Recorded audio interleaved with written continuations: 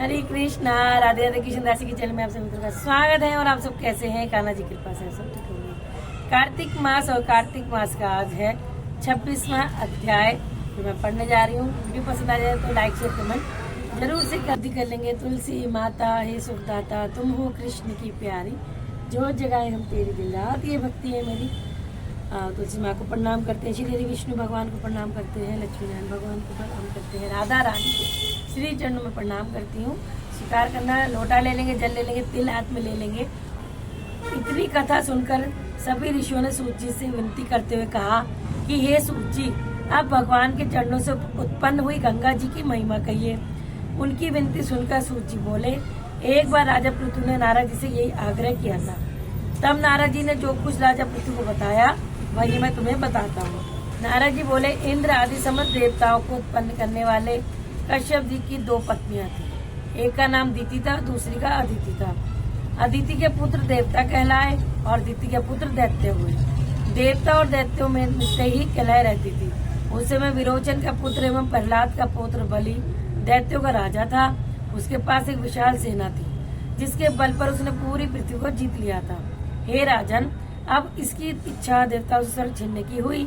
इस उद्देश्य से उसने देवताओं पर चढ़ाई कर दी और इंद्र की राजधानी अमरावती को चारों ओर से घेर लिया। यह देखकर देवता भी युद्ध के लिए बाहर आ गए और दोनों पक्षों के बीच भयंकर संग्राम शुरू हो गया। एक दूसरे पर प्रहार करते हुए उन्हें कई वर्ष बीत गए। अंततः देवताओं की शक्ति क्षीण पड़ने लगी और वे हारने लगे। फिर एक समय भी आया कि हार कर उन्हें युद्ध भूमि से भागना पड़ा। तब दैत्यों ने स्वर्ग पर अधिकार कर लिया। बलि स्वयं इंद्रासन पर बैठने लगा और देवताओं के समस्त कार्य उसने दैत्यों के सुपुर्द कर। यज्ञ की बलि वे स्वयं ही देने लगा। उधर अदिति अपने पुत्रों को दुखी देखकर बेहद चिंतित थी। जब उससे देवताओं का दुख न देखा गया तो वह देवताओं के विजय के लिए भगवान को प्रसन्न करने की कामना से तपस्या करने के उद्देश्य से हिमालय पर्वत पर चली गई। वहाँ उसने 1000 वर्ष तक तपस्या की। इस काल में उसने कुछ काल फलाहार करके व्यतीत किया, कुछ काल फूल पत्ते खाकर तथा बाकी काल वायु सेवन करके व्यतीत किया। इस प्रकार एक पांव पकड़े होकर उसने उग्र तपस्या की। मायावी राक्षस उसकी घोर तपस्या से चिंतित होकर राक्षसी माया से देवता को रूप धारण करके अदिति के पास जाकर बोले, हे माता, तुम हमारे लिए इतना घोर तप क्यों कर रही हो? यह तो एक प्रकार से आत्मघात करना है जिसे शास्त्रों में पाप कहा गया है। हे माता, हमसे तुम्हारा यह दुख देखा नहीं जा सकता। आपको दुखी देखकर क्या हम सुखी रह सकते हैं? शास्त्रों का कथन है कि जिसके घर में कल्याणकारी माता नहीं तथा प्रिय बोलने वाली पतिव्रता स्त्री नहीं, उसका जीवन निरर्थक है। इसलिए हे माता, आप यह तप छोड़कर अपने पुत्रों को सुखी कीजिए। यह सुनकर भी अदिति की समाधि भंग नहीं हुई। तब उन्होंने अदिति को मार डालने का निश्चय किया और उसे जीवित जला डालने की मंशा से वन में आग लगा दी। परंतु उस अग्नि में वे स्वयं ही जल गए और अदिति को लेश मात्र भी हानि नहीं पहुंची, बल्कि उन्हें तो पता भी नहीं चला कि वन अग्नि की भेंट चढ़ गया है, क्योंकि भगवान ने अपने सुदर्शन चक्र से उसकी रक्षा की थी।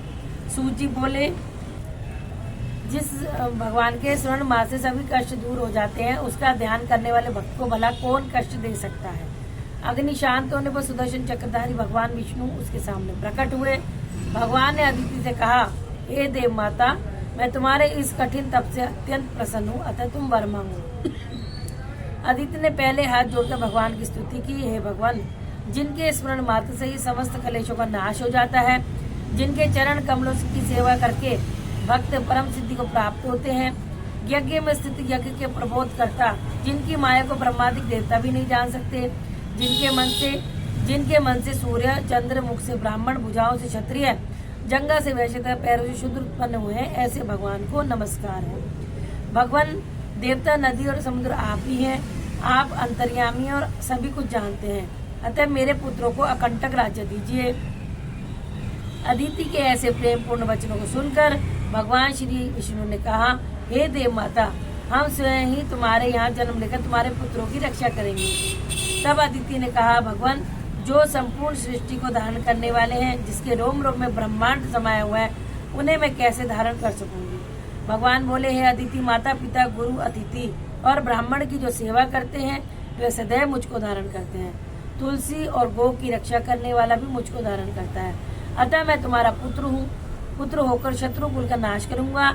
ऐसा कहकर भगवान ने उसे अपने कंठ की माला दी और अंतर्ध्यान हो गए। इसके पश्चात दक्ष पुत्री देव माता अदिति भगवान को नमस्कार करके अपने आश्रम को चली गई। तत्पश्चात समय आने पर अदिति ने शंख, चक्र, गदा, पद्म तथा कमंडल धारण किए हुए सहस्त्र सूर्यों के समान तेज वाले कमल नयन पीताम्बरधारी मनुष्यों द्वारा स्तुति किए हुए दैत्यों के नाश करता भक्त वत्सल वामन भगवान को बाल रूप में देखा। तब कश्यप आदि ऋषियों ने भगवान की स्तुति की। तब वामन भगवान बोले, हे पिताश्री, हम प्रसन्न हैं, आपका कल्याण हो, आपके समस्त मनोरथ पूर्ण हो। इतना कहकर भगवान ने बाल रूप धारण कर लिया।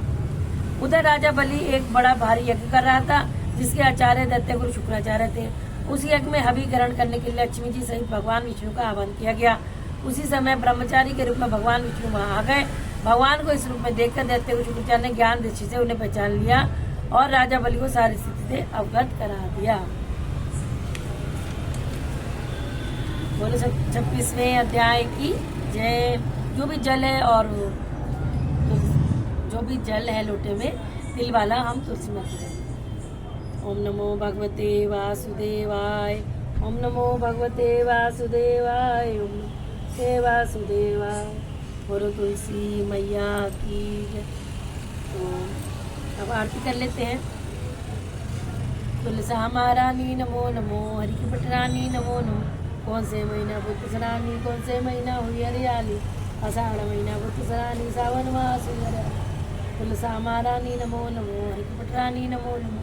कौन से महीना हुई तेरी पूजा, कौन से महीना हुई सगाई, कार्तिक मास हुई तेरी पूजा, मगशिर मास हुई सगाई। तुलसा महारानी नमो नमो, हरि की पटरानी नमो नमो। कहाँ बैठी तुलसा, कहाँ बैठी शाली, बैठी तुलसा, आसन बैठी शालिग्राम। तुलसा महारानी नमो नमो, हरि की पटरानी नमो नमो। 56 भोग 25 व्यंजन, बिन तुलसी ने एक भी पूजन। तुलसा हरि की पटरानी नमो नमो। जो तू समझ गया आरती गावे, वसी बैकुंठ परम पद पावे। जो तू समझ गया आरती गावे, मनवांचित फल सिद्ध पावे। तुलसा महारानी नमो नमो। नमो तुलसी माता ही सुदाता, आप भी स्वस्थ रहें, मस्त रहें। श्री हरि विष्णु लक्ष्मी माता राधा रानी बिहारी जी के चरणों से लगे रहें। और ये मैं प्रार्थना करती हूँ। श्री राधे। अब मैं माला कर लूँगी और फिर 4 परिक्रमा। जय श्री राधे।